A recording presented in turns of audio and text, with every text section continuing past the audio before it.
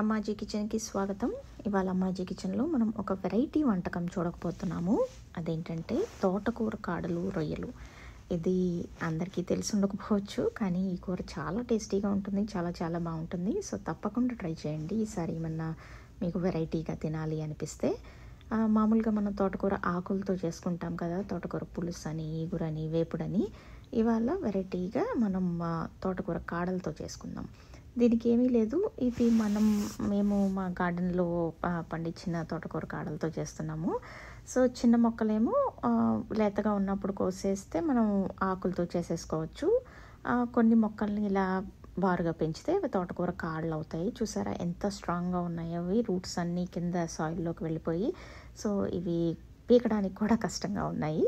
So అంత స్ట్రాంగ్గా పెరిగినాయి అనమాట. అంటే టేస్ట్ కూడా, కూర టేస్ట్ కూడా అంత బాగుంటుంది అని. చూసారా ఎంత పొడుగ్గా కూడా పెరిగినాయో, చాలా హెల్తీగా మంచిగా ఉన్నాయి. సో ఈ తోటకూర కాడలన్నీ చక్కగా తీసుకొని వాటిని శుభ్రంగా కడుక్కొని ముక్కలుగా కోసుకోవాలి. ఈ తోటకూర కాళ్ళని ఇది గార్డెనింగ్ చేసే వాళ్ళకి. సో ఈ తోటకూర కాళ్ళు 1-2 మనం అలా ఉంచుకున్నాం అనుకో, దీనికి మనకి తోటకూర పువ్వులు వచ్చి విత్తనాలు వస్తాయి. అవి నెక్స్ట్ ఇయర్ వేసుకుంటే మళ్ళీ తోటకూర మొక్కలు వస్తాయి అన్నమాట. సో ఈసారి అలా ట్రై చేయండి.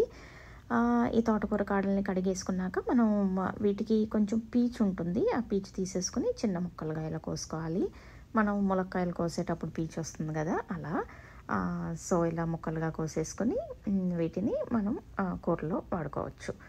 దీనికి ప్యాన్లో ఒక 2 స్పూన్లు ఆయిల్ వేసి, ఒక ఉల్లిపాయ సన్నగా తరుక్కొని ఆ ఉల్లిపాయని చక్కగా మగ్గనివ్వాలి. ఉల్లిపాయ మగ్గినాక ఒక 2 పచ్చిమిరపకాయలు, ఒక 1/2 స్పూను జింజర్ గార్లిక్ పేస్ట్ వేసి, అది కూడా కొంచెం పచ్చి వాసన పోయే వరకు చక్కగా ఫ్రై చేసుకోవాలి. తర్వాత రొయ్యలు, మనం 1 కప్పు తోటకూర కాడలు తీసుకుంటే 1 కప్పు రొయ్యలు వేసుకోవచ్చు. సమానంగా వేసుకుంటే బాగుంటుంది అనమాట ఈ కూర. సో రొయ్యలు వేసుకుని, రొయ్యల్లో కొంచెం సాల్ట్ వేసుకుని అవి కూడా మగ్గనివ్వాలి.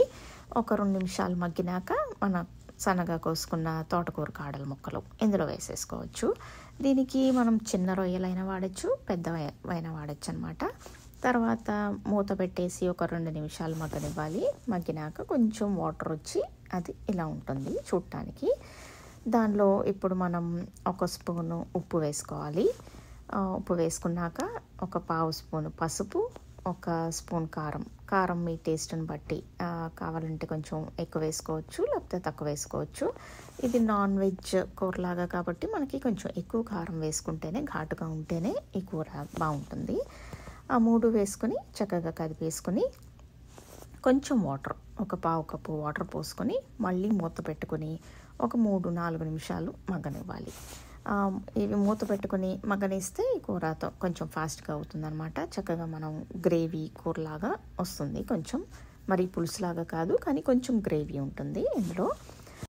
మూత తీసుకున్నాక ఒక 1/2 స్పూను గరం మసాలా వేసుకుని ఇందులో చక్కగా కలిపేసుకుంటే మన తోటకూర కాడలు రొయ్యల కూర రెడీ అయిపోతుంది. ఇది చాలా చాలా టేస్టీగా ఉంటుంది. ఇది అన్నంలో తింటే బాగుంటుంది, లేకపోతే మనం చపాతీలో తిన్నా ఇది చాలా బాగుంటుంది అన్నమాట. ఇది ఆరోగ్యానికి కూడా చాలా మంచిది. తోటకూర కాడల్లో మనకి పీచు పదార్థం ఉంటుంది. సో ఇంకా ఆలస్యం ఎందుకు, చూసారు కదా మన వెరైటీ వంటకం ఎలా చేయాలో. సో ఈసారి తప్పకుండా ఇది ట్రై చేసి ఎలా ఉందో మాకు చెప్పండి. ఇంకా మా అమ్మాజీ కిచెన్ని తప్పకుండా ఫాలో అవ్వండి.